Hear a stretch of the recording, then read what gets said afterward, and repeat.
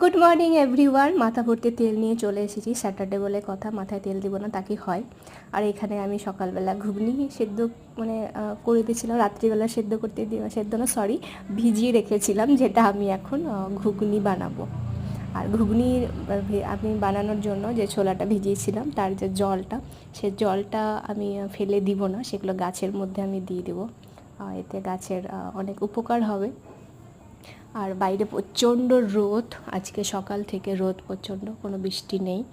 ওয়েদারটা একেবারে কী বলবো, প্রচণ্ড গরম একটা। আর আজকে দেরি করেও এমনিতে ঘুম থেকে উঠেছি আমি 8টার সময়, তো এমনি তো পুরো দেখি সকালে উঠেই দেখছি রোদ আর রোদ। তো ঘুগনি বানানোর জন্য একটা আলু আমি দিয়েছি এটার ভেতরে, একটু লবণ হলুদ দিয়ে দিচ্ছে সেদ্ধ করার সময়।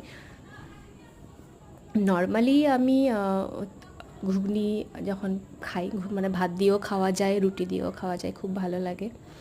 আর আমি এটা দুপুরের জন্য বা রাতের জন্য তুলে রাখবো, নেক্সট ডেও খাওয়া যাবে, ফ্রিজে তুলে রাখবো।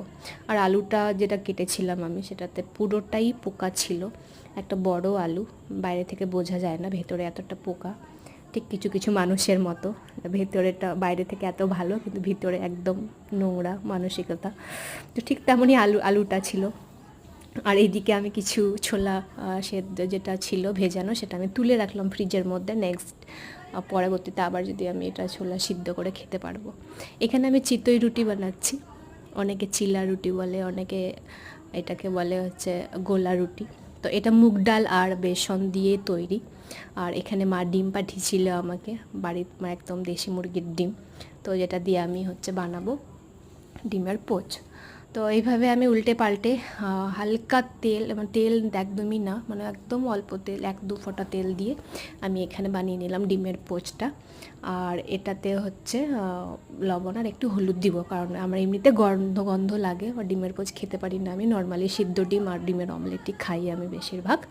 তো সেখানে আমি একটু বানিয়ে নিলাম একটু লবণ আর হলুদ দিয়ে। তো ফাইনালি আমার ব্রেকফাস্ট রেডি। আজকে স্যাটারডের ব্রেকফাস্ট রেডি আমার। সকালবেলাটা ঠিক এইভাবেই দেরি করে উঠে ব্রেকফাস্ট করছি, এটা নর্মালি আমি সকালে 8:30 বা 9টার মধ্যে করে ফেলি অফিস যখন যাই। তো এখন বাজে 9:45 মতো। সো লাঞ্চ আমার এখন টাইম হয়ে গেছে। ঘুমিয়ে পড়েছিলাম আমি মোবাইল দেখতে দেখতে। তো এখানে আম আর কিছু ঘুগনি দিয়ে ভাত খেলাম।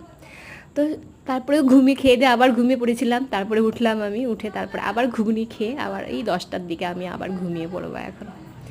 সো বাই, আজকে স্যাটারডে শেষ হয়ে গেল এইভাবেই। তোমরা ভালো থেকো।